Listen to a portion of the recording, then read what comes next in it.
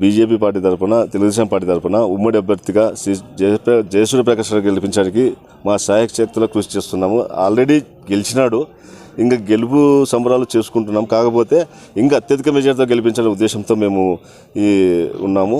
అదేవిధంగా ఈ జగన్ ప్రభుత్వము రైతులను విస్మరించింది. రైతులను విస్మరించిన ఏ ప్రభుత్వమైనా కానీ ఖచ్చితంగా నాశనమైపోతుంది.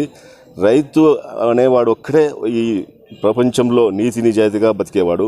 రైతు ఒక్కడే ఎక్కడ అన్యాయం కానీ ఏమి కానీ ఒక సొమ్ము కానీ తీసుకోడు. రాత్రింబవులు ఎండల వానల చలి లేకుండా కష్టపడితే వచ్చే పంటతో ఆ పంటనే చాలామంది తినాలి. ప్రతి ఒక్కరు పిట్ట పశువు దాని ప్రతి ఒక్క వ్యాపారస్తుడు అందరూ రైతును మోసం చేసి రైతు ద్వారా బతకాల్సిందే. కానీ ఇలా రైతు మాత్రం ఎవరికి మోసం చేసేది. రైతు అల్ప సంతోషి. ఒక్కసారి పంట వస్తే ఇంకా అబ్బా ఇంత పంట వచ్చిందని విరగిపోతాడు. తర్వాత 5 ఏళ్ళ వరకు అతనికి కరువు కాలం ఉంటుంది. ఈ కరువు టైంలో రైతులను ఆదుకున్న ప్రభుత్వము కొద్దిగా అంతో ఇంతో అంటే తెలుగుదేశం ప్రభుత్వమే. తెలుగుదేశం ప్రభుత్వంలో డ్రిప్ ఇరిగేషన్ కానీ సబ్సిడీలు కానీ విత్తనంలో సప్లై చేయడంలో కానీ అదేవిధంగా పైప్ లైన్లు వేయడంలో కానీ కొన్ని బోర్లు వేయించడంలో కానీ చంద్రబాబు నాయుడు చేసినంత జగన్ ప్రభుత్వం చేయలేదు. జగన్ ఊరికే పేరుకే చెప్పాడే కానీ ఎక్కడ రైతు వ్యతిరేకి, రైతుకి ఎలాంటి ఉపయోగాలు చేయలేదు. ఎలాంటి డ్రిప్ ఇరిగేషన్లు కానీ ఇంకా ఎలాంటివి ఏం రాలేదు. కాబట్టి మళ్ళీ తెలుగుదేశం గవర్నమెంట్ వచ్చిన రైతులకు కొంత లబ్ధి జరుగుతుంది. అలాగే కోట సూర్యప్రకాష్ గారు కూడా ఒక రైతు కుటుంబం నుంచి వచ్చినవాడు. రైతు కుటుంబం నుంచి వచ్చినవాడు కాబట్టి రైతుకు సమస్యలు అనేది ఆయనకు తెలుసు. కాబట్టి రైతు సమస్యల గురించి ఆయన ఖచ్చితంగా కాలువలు తొలగించడం కానీ ఒక డ్రిప్ ఇరిగేషన్ కానీ ఇంకా రైతుకు సంబంధించిన ఏ పరికరాలు కానీ ఇప్పించడానికి చేయడానికి ఆయన తగిన కృషి చేస్తాడో ఆ నమ్మకం మాకుంది. కాబట్టి రైతు సమస్యను పట్టించుకొని ఏ ప్రభుత్వమైనా సరే కూకటి వేలతో కూల్చివేయబడుతుంది. అది తెలుసుకోక జగన్ చాలా విరవీగిపోయినాడు. జగన్ చేసే మోసాలు, జగన్ చేసే ప్రతి ఒక్కటి ప్రజలకందరికీ తెలుసు. ఆయన ఏమనుకుంటారంటే నేను ఏం చెప్తే అమ్ముతారు ప్రజలు, నేను ఏం చేస్తే చేస్తారనే విధంగా ఒంటిపోగొడుతూ పోతున్నాడు. కానీ వాళ్ళ చిన్నాయన చంపింది ఎవరు అనేది ఆయనకు తెలుసు, చంపించింది కూడా తెలుసు. కానీ 5 ఏళ్ళ వరకు దాటేస్తూ ఇదే విధంగా చేసుకుంటూ మళ్ళీ దాన్ని నేనేం చేయలేదు అంతా అని చెప్తుంటాడు. వాళ్ళ అక్క చెల్లెళ్ళు అడిగిన ప్రశ్నలకు జవాబు చెప్తే చాలా. ఆయన అసలు మనసున్నవాడైతే ఒక మనిషి అయితే వాళ్ళ అక్క చెల్లెళ్ళని అడిగిన మాటలకు కరెక్ట్గా జవాబులు చెప్పమని చాలు.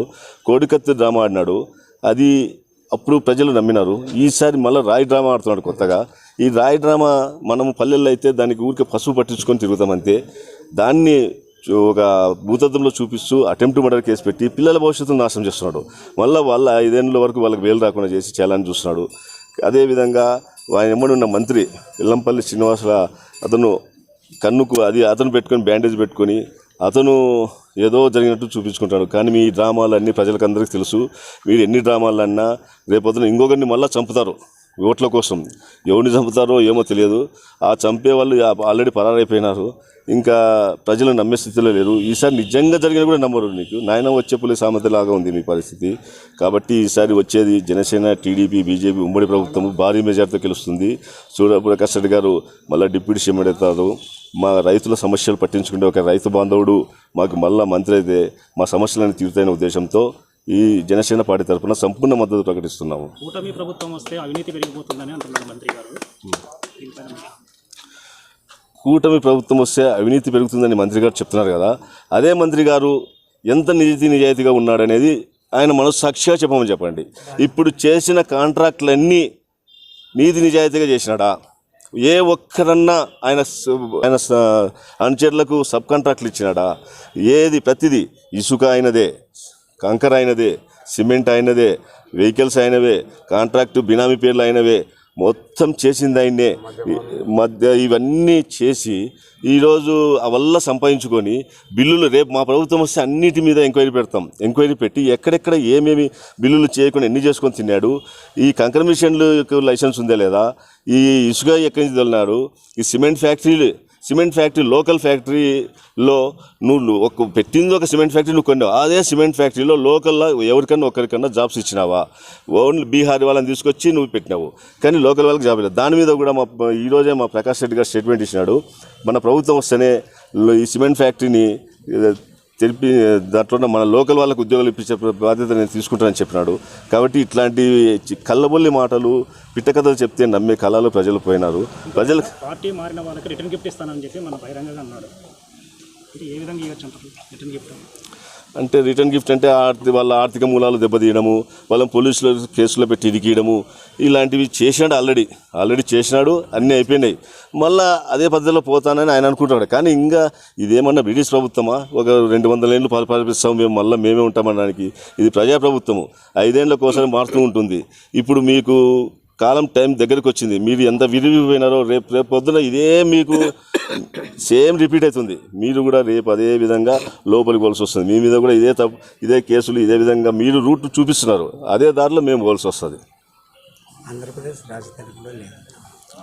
ఇన్- పర్యటన అన్నారు పవన్ కళ్యాణ్, ఎప్పుడు ఉంటున్నారు? పర్యటన వచ్చేసి 29వ తేదీ అఫీషియల్ ఇంకా డేట్ ఫిక్స్ చేయలేదు. దానికి ఈ మీటింగ్ జరిగే ప్రదేశం, హెలికాప్టర్ దిగే ప్లేస్కు దాంట్లో పర్మిషన్ వస్తేనే డేట్ ఫిక్స్ అవుతుంది. డేట్ ఫిక్స్ అయితేనే భారీ ఎత్తున జన సమీకరణ చేస్తూ దాన్ని సక్సెస్ చేస్తామని తెలియజేస్తున్నాము. అదేవిధంగా ఇంతవరకు మన రాష్ట్రానికి రాజధాని లేదు. పిల్లల భవిష్యత్తు కూడా ఘోరంగా ఉన్నది.